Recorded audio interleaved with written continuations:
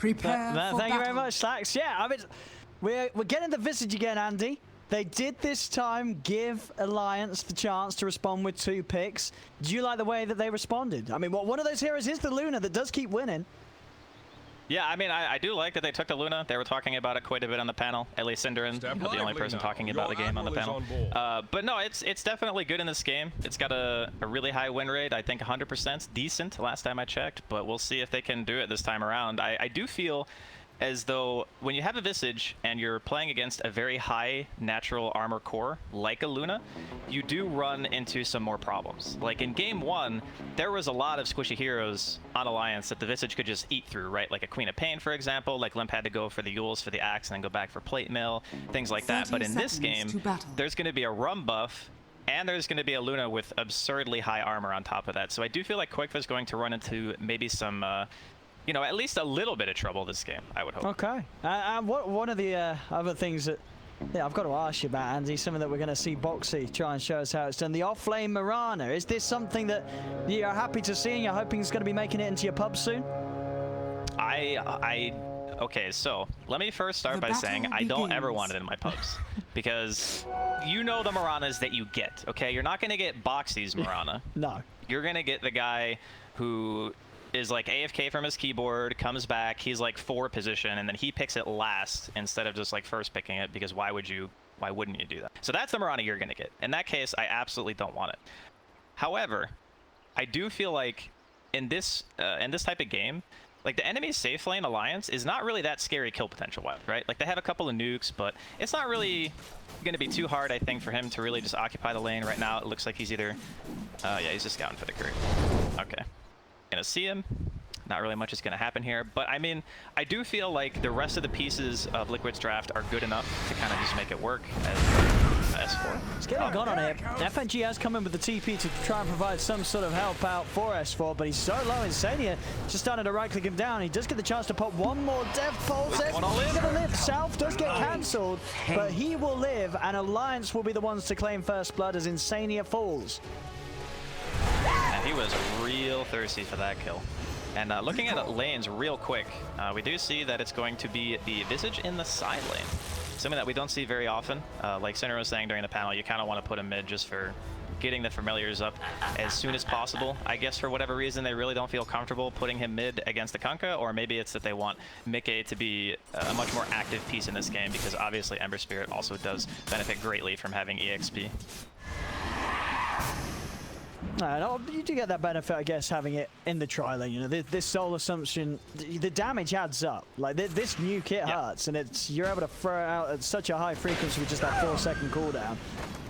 Yeah, my big issue with that is they're against an Oracle, and eventually FNG is going to have Fate's Edict. I don't know if he's going to skill it at 2 just because of the lane, but pretty much all the damage you're going to be taking from Liquid's tri-lane is magic. Like Boulder is magic. You know, once he gets the Rolling Boulder, that's also magic. Soul Assumption. Trying to have a little bit of trading here. A bit of a poke onto Tiger, but it doesn't work out. I mean, that's the soul assumption, baby. It's so much damage early on. He's on board. Yeah, I don't even think he was expecting to take that much damage. I certainly did. And he's got plenty of those to spare. I mean, sure, it costs a bit of mana, but he's prepared. He's got a couple of mangoes ready to go. Quakefa, ready for the next few engagements. They've got to be careful. You cannot underestimate that huge nuke that flies out. Well, it's just showing Liquid's experience with the hero, right? Like, they play Visage. I don't even... Isn't, like, Nigma the only other team that plays that hero? Maybe Secret? I don't know. I don't really know anyone else who plays it, as often as Liquid. So if anyone's going to know how to run it, it's definitely going to be these boys. All action on this top lane with the tri-lane versus tri-lane. Elsewhere, what are we getting? Limp in the mid, 18 for 2 against the 15 for 2 in mid-K. Pretty close. Pretty even stuff going on in that 1v1. And down bottom, Nico Baby, 15 for 5, 13 for 3. Again, pretty much just trading farm there between the two heroes. It really is just this top lane where you can expect all the action to happen. Very unlikely that you're going to see any sort of kills happen elsewhere before the movements coming from the supports.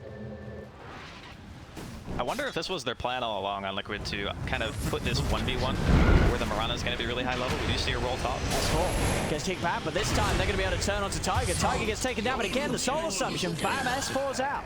So sure, they lost Tiger, but they're killing the core. S4 dying yet again on this top lane to the tri-lane of Liquid. You love that trade if you're Liquid. You'll take that every day. This Necro is going to feel pretty rough if he's not having a good start. If he doesn't get any items like the Visage, is just going to tear him apart. There's probably going to be a Vessel coming up from Liquid, most likely on the Ember. Maybe they have Taiga by, I guess, depending on how the game saw the roll here. Fight, it just never stops on this top lane with a try versus try action. There is nothing But it was that can stop FNG. this man. He's able to keep his distance here. They can't quite get a follow-up lockdown. Boulder still on cooldown for 5 seconds. They have to be careful how far forward S4 steps forward, especially with the ability of Tiger to sort of peel in and kick him away from the rest of his backup. Thank you so Yeah, the thing about Necro as well is, like, look at how slow this hero is. 280 movement speed. He is a snail in a lane like this where you have that Earth Spirit that you have to constantly be worrying about, so. Lots of action still. Mickey's got a bottled haste, by the way. So if he does make a rotation top, could be devastating. See, this time Tiger looks like he'll go down without finding anything in return. Alliance are more than fine there as he tried to commit, didn't hit the connection with the rolling boulder. This time around, Alliance able to keep S4 alive whilst they take a kill on the support of Liquid. And look at this difference in the Mirana and the Luna's net worth. And Fox is even going to be able to secure both bounties on the bottom side of the map if he wants to. I guess he's leaving the other one for Mickey. He's going to get X here, triple remnant. Ooh, Mickey! The solo kill. That's gonna feel good. Blowing up a Kunkka like that, you know, a hero that it's not a squishy one. This is a guy with a fair amount of strength to start off with, but Mickey sees the chance to dive in and blow him up. He did the maths. Yeah, that level 6 timing. He knew it was enough. You know, not always are you throwing in the 3 remnants to go for something like that, but Mickey knew he had it in him.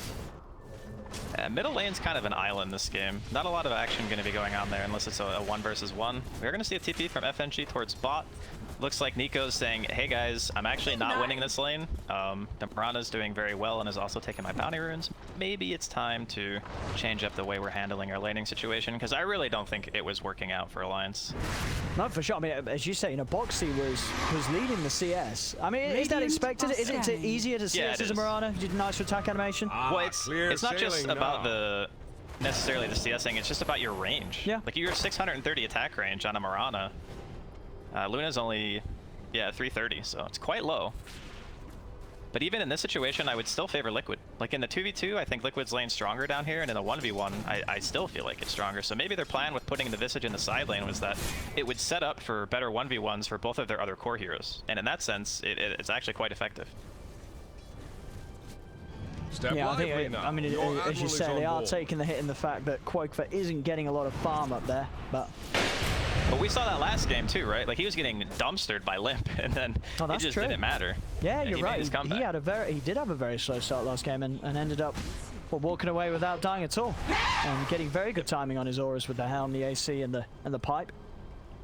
Yeah, that's why it's always important when you see these like Visage picks and stuff and people try to like run it in a pub. It's because they have a thorough understanding of how the hero plays in the game, not just for the first like 9 minutes. So they understand that this hero is going to be able to make some kind of a comeback with his familiar farming and such, and then piece that they need him to be, you know, once Mickey and Boxy start making moves. Yeah, and talking about when Mickey does begin to make those moves, do you think the Alliance have enough sort of catch to threaten this Ember, or does Mickey feel pretty safe playing in aggressively this game? I think X is always tricky. I mean, you can definitely avoid it as an Ember, but there's a lot of mind games that go on, like Xing and not torrenting and stuff like that, and trying to get him to use his spells. S4, maybe dead again here. Lucky he has this one charges and the infused red drop. That was... Yeah. I mean, right, this Visage, it just pretty much 100 to 0'd S4 with the familiars. I mean, he hit level 6 first as well, so the supports on the side of Liquid, like not sapping as much of the experience during the early game, like S4 just hit level 5 right now off that wave. So now this lane is kind of, you can see how much he doesn't want to be here. Even with Hanskin standing next to him, what's Hanskin going to do against familiars? He doesn't have swap. Like, it's really hard to just occupy this lane right now if you're Alliance, for anyone. Denied. S4's just trying his best to have a look in at the creeps, but you can certainly feel it a step placed in the wrong direction, and S4's going to get gone on immediately by Quakefer. Seeing around the mid, Limp has been able to take the lead back using the ability to farm those side camps as quickly as he can. He does have the advantage now in CS. Is under And attack. down bottom with the way they've moved around, having FNG get the bit of safety towards Nico Baby. It's keeping Nico Baby's farm okay, but still it is Boxy that's just having the time of his life down there. He's 46 and 14, he's still farming better than the Luna, and with the help of Tiger, he's getting kills as well. Yeah, the setup of the Earth Spirit, really nice roll in, easy kill. And again, it's not like, you know, Nico Baby doesn't even have Eclipse skill. So even if he were to walk back into lane, they kind of are just being left on islands, it seems like, because not any one of the lane supports or even the cores from Alliance can really help each other when an initiation happens, because they don't have all the spells that are necessary in order to take fights yet. Like, we don't have the False Promise, we don't have Nether Swap. You know, there is a boat available, but Limp is still kind of focusing on his own game right now in mid. So whenever there's an initiation by Liquid, it's pretty much just being unanswered currently by Alliance. Yeah, when does that change? Is it just when sort of the It has to sixes be are down ults. supports? Yeah, I think, yeah, Hanskin needs swap. Yep. They are going to get a Dispel onto the Flame Guard in mid, which is kind of helpful, I suppose. But you can Radiant's kind of bottom tell tower that is under Alliance attack. don't really feel confident really showing their heroes anywhere. Then Like, top is hard to occupy because of the reasons we already talked about. They are going to throw a boat onto Boxy. With the Pretty tough kill. Midnight Shadow already out, and it barely scratches him at all. He's got a lot of HP ready to play with still. Pops the one, he's back up to full. They get the roll, and there's the arrow falling onto FNG. Boxy, he's not going to try and commit to finish off the kill, though. There's still the presence of both Limp and Nico Baby in the neighborhood, so Boxy will let it go. God, Liquid's movement looks so nice right now. They get, like, every single bounty rune. They even aggressively are farming these stacks goodness, that yeah. Alliance has spent so much time putting together. Oh, that's They're not even painful. gonna get these. Like, this is so bad for Alliance, honestly. Like, this is looking real rough. I mean, yeah, that sort of bouncy play into those stack stealing, it's an instant 2k lead up on the net worth in just 10 minutes in. Yeah, Liquid are playing this early game exceptionally well. Like, they know how strong they are. They can just walk into any location on the map with a core and a support and feel confident in occupying that space. You saw how big of a reaction Alliance had there just to try to force them out of that triangle area where the stacks were, and they couldn't even do it. Like, Down bottom, they're just diving in underneath the tower. FNG has hit the 6, so we'll be able to put the false promise. TPs are coming in. Boxy instantly goes for his own TP out of there. He'll manage to make it away, Tiger. He's got the roll up in a few seconds, and he'll be fine. He's able to get into the trees. So they don't get the kill, but they do manage to make sure that they don't get turned around themselves. And if anything, they have forced FNG to use the false promise. So even though he's hit the 6, they've still got a good window where maybe they can look to dive somewhere else, and they know that this Oracle can't come in with the save. yeah, I mean, it's Alliance. They just have to look for silver linings, because Liquid are the ones who kind of hold all the control, right? Like, Insania is just chilling up top. He's pushing out a wave. He's level 6 already. We're gonna see another roll onto S4 into an arrow. He's gone. He's absolutely gone. There's no way to stay alive there. Try to help himself with the Ghost Shroud, but they just have so much magical damage that the Ghost Shroud doesn't really help him at all. If anything, it just means that he dies that little bit quicker. As the rest of Alliance, they're still hiding in the trees. See if they're able to find anything here. The boat coming out does manage to land onto Boxy. Boxy leaps to the side. He's still got one leap ready to go and a wand. So he's fine. More than enough health to stay alive. Turns with the arrow, won't Radiant's find the middle connection. tower is under attack. They're pushing them in underneath the tower. Look at Mickey's aggression. He's just poking, prodding. He knows that FNG still hasn't got that false promise. The Willows are down, cleaning up the trees. FNG, he's going to go down. They could try for even more. Boxy jumps in towards Hanskin. Hanskin goes for the TP out. Will make it away just in time. Tiger kick back onto the Kunkka to keep Radiant's Tiger middle alive. tower has He's fallen. okay. Limp's left behind. The top 3 of them tower is surround under him. attack. Liquid, they're going to be able to slowly but surely claim another life of Alliance. Lights out. See that coming. This is kind of rough to watch, Owen, I'm not gonna lie to you. Like, that dive, they're just getting styled on currently.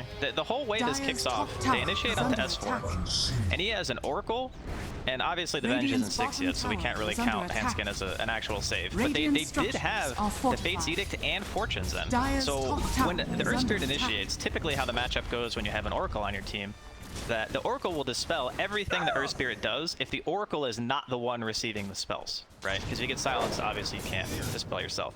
But if they're jumping on Dire's someone middle else, tower is he had under both attack. of his supports in the area, and Radiant's neither one of them were bottom standing tower behind him. is under Like, attack. what's going on here with Alliance? Like, where's the communication? Radiant's bottom They tower were like a has fallen. screen away from him when he Dire's got hit middle by the roll, tower is right? under That's kind of attack. what I mean. Like, someone should be there. No, it's definitely looking Step a bit rough. lively I mean, now. Your admiral is Alliance, on board. I mean, you must have seen it yesterday, that game. that they lost against OG. Ever since that loss, they have just looked a little bit all over the place. As you say, just moments where coordination just, it's not there. Radiant's bottom tower is under attack. I think after that particular match, they might feel differently about Slack's win rate. Because those shackles, I think a lot of people actually, did, yeah, after that. They ruined them. And, you know, I mean, I guess you could be a little bit shook from a match like that, but I like to think that these players are experienced enough to be able to just be like, okay, you know what, it's a new day.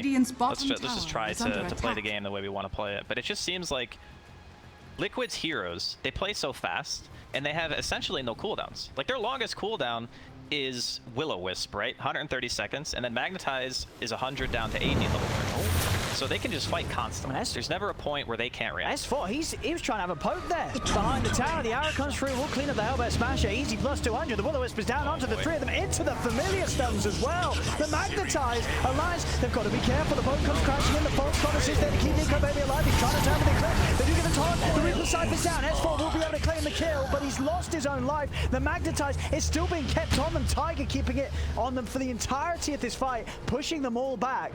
See if Liquid can get anything more out of this. It is the 2-for-1. Alliance are able to take Mickey out of the game, but again, it's costing them heroes.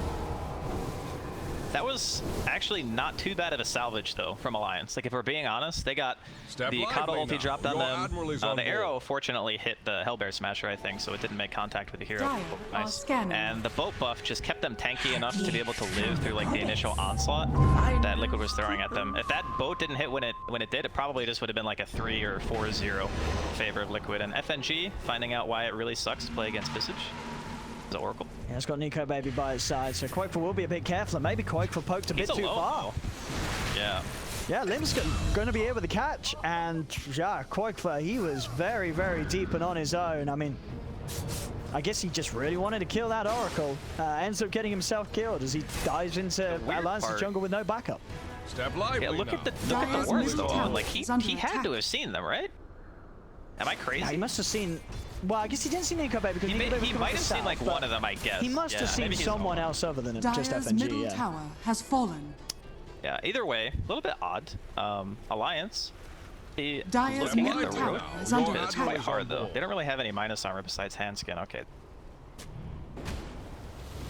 Let's see if they can do anything more with this momentum, Alliance. But it was Tiger, Lim, has he got the grab with the X mark he has? Tiger, he will not be able to play his way out of this one. Drag back into the stun. They get the clean kill onto the Earth Spirit. So Alliance starting to find some form themselves, moving around as a unit, getting these pickoffs. Trying their best to slow down Liquid's game and make sure that Nico Baby's going to have the chance to take over as this Luna. He is currently the highest net worth, which is a good sign. So if you're an Alliance fan and you're looking for them to make a comeback into this game, Nico Baby is definitely the guy you want to be looking at. And Limp, I really love the itemization. He's going for the Crimson, recognizing that most of the damage that is really scary for the supports, at least, is the Visage, right? So when you pop that Crimson, it more or less makes your supports invulnerable to Visage birds for, you know, X amount of time. So that means that you can get your spells off, you don't have to worry about a Familiar and an Alpha Wolf just like straight up killing you, which is really nice. Yeah. And there is a Roshan attempt coming out here. And they're getting away with this. It's half HP.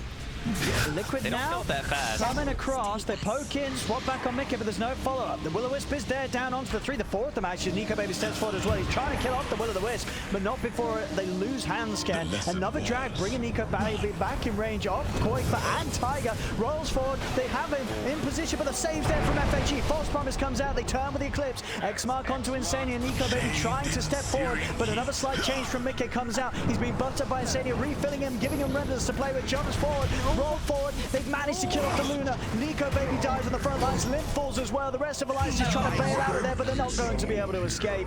S4 is chased down. Boxy picks up the double. And Roche, it's at half HP. Liquid, they can head in, and with the help of the arrow from Boxy stunning it up, they're going to be able to take this themselves. That was a really risky move from Alliance. Maybe they felt cornered, you know? It's kind of a similar feeling to game 1. It's just, where's the damage? It seems like their lineup shouldn't really be lacking in the damage department just because they have like Eclipse, they have Kunkka Boat, they have Reaper, all these things. And we have seen those abilities used to some success when they killed Nikke and mid when that fight kind of kicked off by the tier 1. But doesn't really feel like they have quite enough in the tank to just secure that one important core kill and then move on to the next target. Whereas Liquid, they have tons of disengage. They can just keep reinitiating over and over and over again, however many times it takes for them to get the look that they want. Because like Mirana is very mobile, Earth Spirit, Ember Spirit, mobile heroes, Coddle sits in the back, you know, Visage sits in the back. So they just seem to be really comfortable playing these heroes that can just weave in and out of the fights however they see fit, and they're making it look good. And Liquid themselves, they have so much damage. I mean, look at Boxy's build. This treads into MKB. He's 505. I do have to remind all our viewers, this is a trained professional. Do not try this at home in your offlane, in your Please, pub. God, call. Just going offlane Mirana, rushing MKB. But Boxy, he's a master. 505. He's making this hero look excellent in this role, and he's just doing, he really is, he's just doing so much damage in the fight. Whoever he leaps in and starts punching, they just get melted. His itemization is on point. I can't, this is, I don't know if I'm ever going to say this again, but this is definitely a good Mirana game after seeing how it's played out. Because of the way they set up the lanes, they enabled him to get a 1v1 that he would feel comfortable enough in to succeed. And he like bullied Nico Baby as well. Yeah, Alliance just sitting, you know, the classic 2 supports behind 1 core because they're terrified. S4. He's lucky that was a long TP. Doesn't mean that the arrow timing wasn't quite there. Still, Liquid, they're poking at this from the Moonlight Shadow. They're moving on towards Limp. Tiger rolls towards the back lanes. They're trying to find FNG, trying to push him away to make sure he can't come over the false promise. In from the side, Nico Baby pops the Eclipse. Is he going to be actually enough damage to kill anyone? It isn't. Liquid stay off to the side. Roll away from Tiger. False promise having to be used on himself, FNG. They do manage to get the stuns on the Minka, but he still has the chance to pop the side of Fist. The silence from Tiger is onto the 3 of them. Remnant 4 from Minka. Minka falling low, but he's got the Aegis. He doesn't even care. The arrow connected after the chains onto Limp. He's not even going to go down at once. Mickey is fine. The Magnetizers kept going as they have to retreat. They have to escape, but they can't. Boxy picks up the triple kill, jumping forward. Only Nico Baby and S4 left alive. They have to split. They have to get out of it. But here comes the right clicks. Boxy with the ultra kill. You know he's not done. He tries to get lucky with the arrow. Won't find the angle, but even so, Boxy's Mirana just blowing away Alliance this game. This is probably one of the best Mirana performances you're going to see, mostly because people just don't pick Mirana. But let's be honest, Boxy's playing out of his mind this game. Very good itemization. He's always in the right spot at the right time. He's going to see S4 here as well. Maybe go for the Hail Mary arrow. Quite hard to hit in this position. That's a little bit of a poke. S4. It's going to turn, but he has 12k lead now for Liquid. Every single one of these fights going very, very nicely. It really is a repeat again with this Visage. You know, as we saw, it didn't need an insane beginning of the lane in terms of farm. He's still got his items, and he's still such a nuisance in these fights. He's 4-1 on an 8 quote, but he requires so many resources to be dealt with, and resources that Alliance haven't got free to spare on it. Oh, they are going to find Boxy, though. Finally ending him. Get the kill on him. Yeah, inside of the woods. Seems like that's the area where Liquid like to casually feed their cores. I don't know. Like, Quakefa died there earlier, and now Boxy's going to die there as well. I mean, it's fine for them. They're still at an enormous advantage. It's not like it really changes too much. Roshan's not up. I don't think that Alliance are going to feel comfortable in pushing right now. But it is, the Visage just seems to be something that this team understands very, very well. Like, they put him in a side lane. Your first inclination, you know, as a Dota player is to go, well, doesn't this hero kind of want EXP? And then you realize that as soon as you get 6, you just farm really, really fast. And your 6 timing isn't really that important. Player and your offlane player are both super high level and also having great games on top of that. So it's not only just that he understands like how to itemize and play the hero himself, but the team knows how to fit it into the draft. So I feel like Alliance, on the other hand, they put one of the slowest heroes in the game, a Necrophos, in the offlane and against a tri-lane, and then kept that tri-lane even to a point where I feel like it was detrimental to their lineup. And then they did like a late swap by putting one of the supports bottom with Nico Baby, who had already lost his lane by that point. And after that, it just felt like their lineup just isn't, it doesn't feel powerful really at any point versus Liquid. At least not until some super late portion where Nico Baby is starting to build a damage item. Because you just look across the cores and it really is the same case as the last game. Where is the damage? Especially Limp in this mid lane role. He's gone for this Crimson into the Lotus Orb. He's building fully defensively and to make sure that Nico Baby can have a game.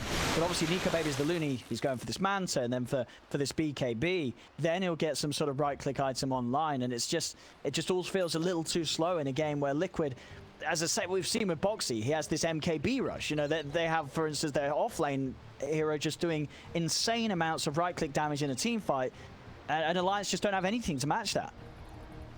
Then Yeah, it's just kind of unfortunate. I feel like their drafts today have not been the most inspired, you know. Liquid are playing their style, they're doing it well. Well, they found S4. Hanscam will be there with a swap to try and save him, but he still gets caught in the familiar stun. Pops the Ghost Shroud, he's trying to run, but again, it's just Alliance having to split. They cannot help one another. They've just got to try and individually save themselves as S4 and a Hanscam left behind. On board.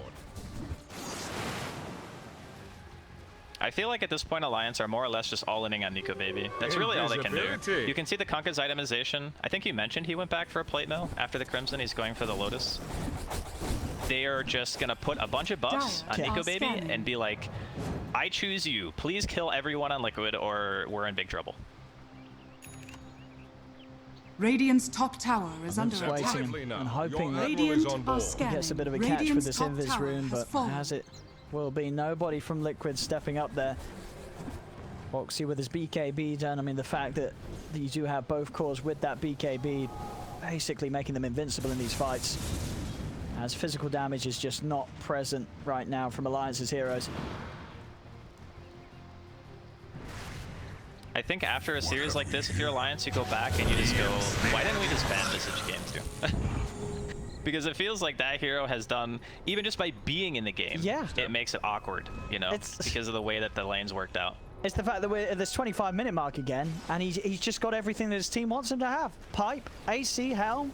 Like you start pushing in with this Visage, and this sort of strategical investment into these items and hitting them this early, it just makes Mickey and Boxy's games so darn good that normally we see this where there's like the carries are right clicker, but because you have both the carry and your offlaner doing so much right click damage, the value is amazing. But Boxy is called out. Did you manage to turn and blow him up before he pops a BKB?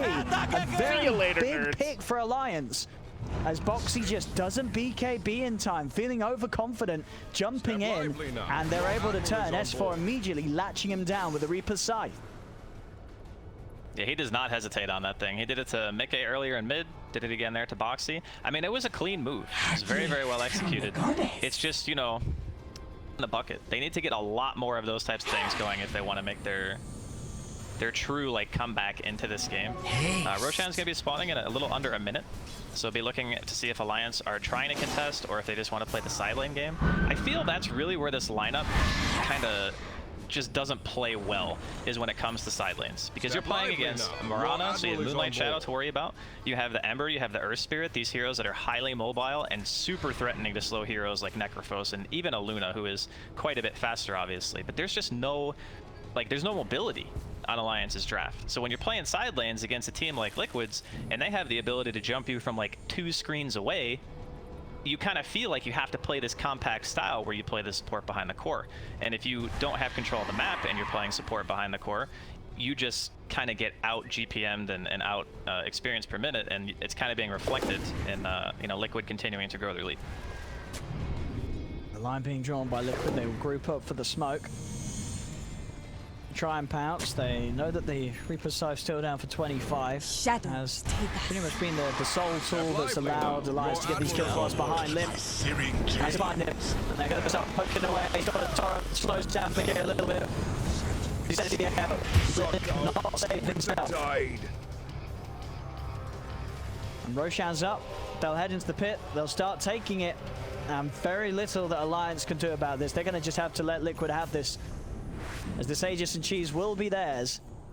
And once that's in their hands, you can certainly expect Liquid to start closing in on the tier 2s and approaching high ground. Roshan has fallen to the dark. Well, we'll see if Nico Baby can maybe do some creep cutting shenanigans. I mean, again, it's really hard. Even with the 10-second BKB, he doesn't even feel confident hitting the tier 1. kind of like a sad state of affairs, right? Because you're this core hero, you're the one, you really want to try to help your team. But the truth is, there hasn't really been much happening in the game to enable Nico Baby's play at all. Like, he needs to be able to walk in and hit stuff, and it feels impossible, right? Like, if there's a 5-man unit of Liquid just walking down a lane with an Aegis, what do you do? It's the same story as game 1. Kin limps here by the tier 2, TP's over. Alliance in position, has 5, very much ready for any moves from Liquid. You know, even if they do come, the question is whether Alliance can turn on them. It's all on S4 to get that Reaper Scythe slammed down onto one of the carries before they BKB, and relying on the rest of his team to bring them down underneath the threshold.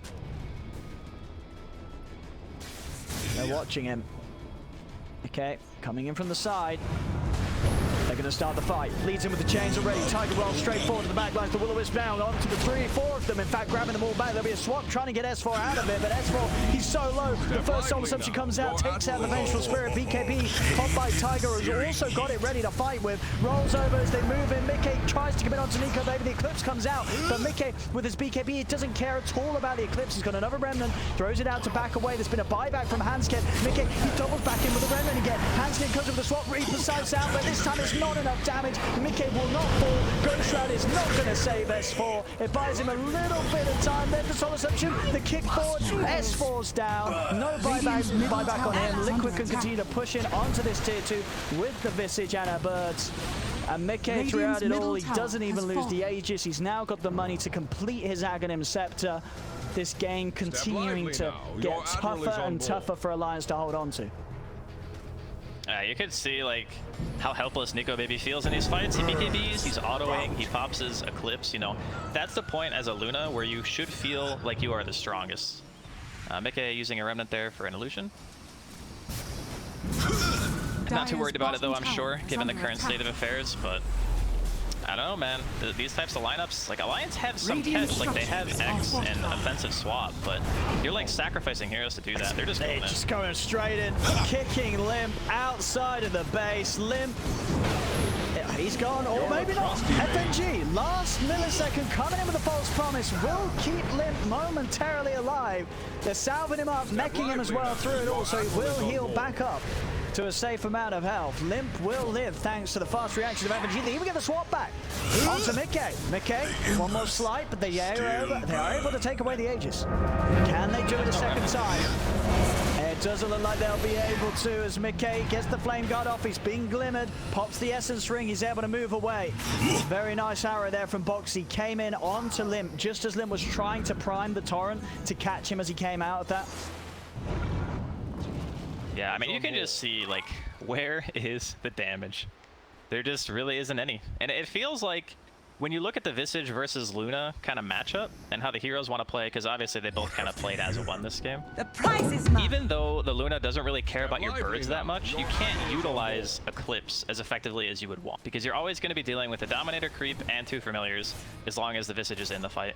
So you're kind of splitting your damage pretty heavily whenever you pop that Eclipse in a 5 versus 5 engagement, and it just doesn't feel like, you know, we talked about game 1 where the Luna's this kind of physical magic damage dealing monster, but we're not feeling it this game because he's either hitting a BKB or Flame Guarded Ember, Visage familiars, or 2 heroes that stand like a million miles away from the fight, and a Coddle and a Murata, and then Taiga, who also has his own.